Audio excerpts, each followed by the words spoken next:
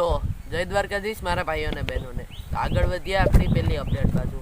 તો ગાઈસ પહેલી update social media ઇન્ફ્લુએન્સરમાંથી આવી રહી છે, પરંતુ તે આવી રહી છે બીજી, એટલે કે આમ બીજા અલગ પ્રકારની। એ છે આગળ તમને ખબર જ હશે કે હમણાં થોડાક દિવસો પછી વર્લ્ડ કપ થવાનો છે। વર્લ્ડ કપ માટે ટીમ ઇન્ડિયાની સ્ક્વોડ રિલીઝ થઈ ગઈ છે, એટલે કે ટીમ રિલીઝ થઈ ગઈ છે, પરંતુ હમણાં થોડાક દિવસ 1-2 દિવસ પહેલાં જ ટીમ ઇન્ડિયાની જર્સી પણ રિલીઝ થઈ ગઈ છે। તો એ જર્સી બ્લુ અને કેસરી રંગની છે, તેના લીધે ઘણા લોકો તે જર્સીને ટ્રોલ કરે છે। તો મિત્રો હું તમને એ જ વાત કહેવા માગું છું કે ટીમ ઇન્ડિયાની જર્સી છે, સારી જ હશે, કંઈ કારણથી જ છે, અને એ જર્સી બેસ્ટ જ હશે અને બેસ્ટ પરફોર્મન્સને દર્શાવવા માટે જ હશે। તો કોઈ પણ ટ્રોલ ન કરો, ધન્યવાદ। પહેલી અપડેટ આવે છે કુંથ 3498 આવી છે, તો તેનું કોમેડી અને પોડકાસ્ટ આવું શું છે, એટલે કે ઇન્ટરવ્યૂ, પરંતુ તે કોમેડી સાથે થયું છે। તો ડિસ્ક્રિપ્શનમાં લિંક આપું, જોઈ આવજો, અને તેણે ઇન્સ્ટાગ્રામ સ્ટોરીમાં પણ તેના વિશે શું કહ્યું એ પણ તમે જરૂરથી જોઈ આવજો। મિત્રો મેં તમને કાલે જ કહ્યું હતું કે આદિત્ય ગઢવી Q&A કરતા હતા અને તેમાં તેણે ઘણા પ્રશ્નોના જવાબ આપ્યા। તો કાલે જ ઘણા લોકો રુદ્રાક્ષ ત્રિવેદીને મેન્શન કરી અને એક સ્ટોરી મેન્શન કરી હતી, તે હતી આદિત્ય ગઢવીએ વ્લોગિંગ વિશે શું કીધું। તો કોઈ આદિત્ય ગઢવીને પ્રશ્ન પૂછ્યો કે વ્લોગિંગ હું કરું છું પરંતુ તેમાં વ્યૂઝ નથી આવતા, તો વ્લોગિંગ કરવી જોઈએ કે ન કરવી જોઈએ।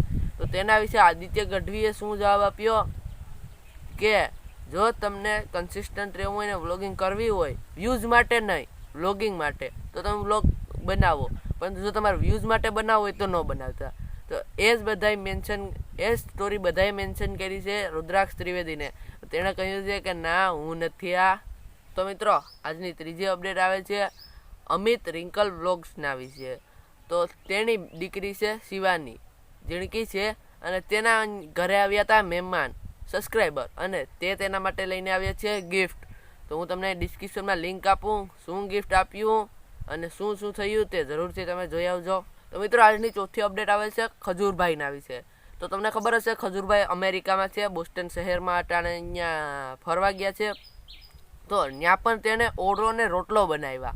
કઈ રીતે બનાવ્યા હું તમને થોડું કાંઈ બતાડી દઈ, બીજું જોવું હોય તમે જોઈ આવજો।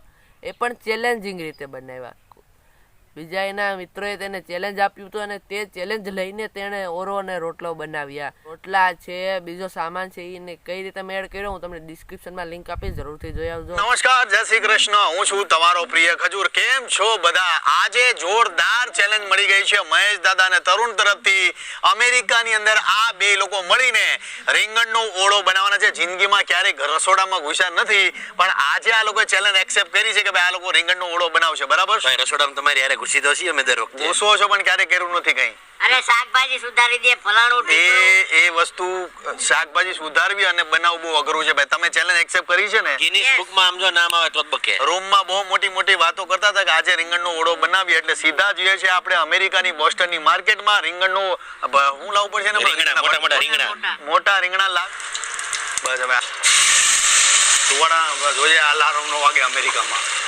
આવ લોટ છે, ધાણા જીરું નાખવાનું છે, મરચું નાખી દીધું, ઓકે, આટલું જ બસ? નહીં, ગરમ મસાલો બહુ નહીં, હવે એને નાખી દો। ક્યાં પહોંચ્યા રાજુ કાકા? ઓરો રેડી હો ભાઈ, ઓકે, ક્યાં સીટ પર છો ને? બોસ્ટનમાં આજે ખાશું આપણે રોટલા, ગરમ બાજરીના। હાલો અંદર જ મહેશ દાદાનું કેવું બેનું જોઈ, માર્કેટ ગરમ થવાનું છે આજે, લેટ સી। અતિથિ દેવો ભવ, તમે ટેસ્ટ કરો મહેશ દાદાનું। આ સોજલ નહીં, અમારા ગુજરાતી રોટલા અમારા રાજુભાઈના ધર્મપત્નીએ બનાવ્યા છે ખાસ, તો હું પહેલો રોટલો એમને આપીશ। દાદાએ બનાવેલો ઓળો, વાહ। મિત્રો આગલી અપડેટ આવે છે ભરતભાઈના તરફથી, ભરતભાઈના વિશે।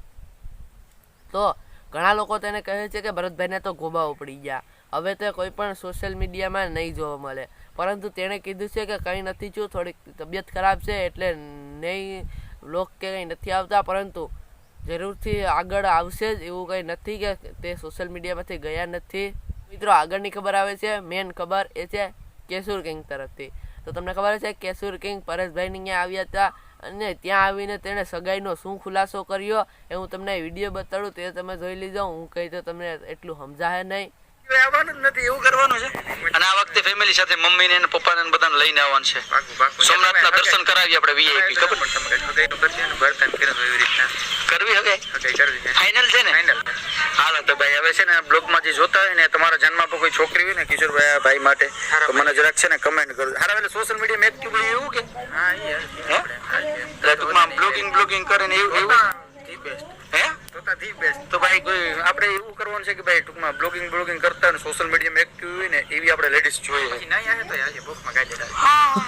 લડી જ લેવાના પણ ચાલો ફેમિલી ભાઈને જવું છે. બસ આવી ગઈ છે ને પૂરું થઈ જાય તો હવે જાય અમે ભાઈને. તો આજે શુભેચ્છામાં મેં જેટલી પણ મહેનત કરીને જોયું ત્યાં લગા મને ક્યાંય કંઈ મળ્યું નહીં. પરંતુ જો મિત્રો આજની એક મેન ખબર એ છે કે આ ચેનલ ઉપર દરરોજ ખબર આવે છે અને એમાં જો હું કન્સિસ્ટન્ટ તો રહું છું પરંતુ ખબર ગોતવામાં થોડી વાર લાગે છે. તો તમે કોઈ પણને કંઈ પણ થોડી પણ ગુજરાતી સોશિયલ મીડિયા ઇન્ફ્લુએન્સરની ખબર મળે તો ગુજ્જુ ન્યૂઝ બોય નામનું એકાઉન્ટ છે ઇન્સ્ટાગ્રામમાં, ત્યાં મને ડીએમમાં જરૂર મેસેજ કરી શકો છો. ધન્યવાદ.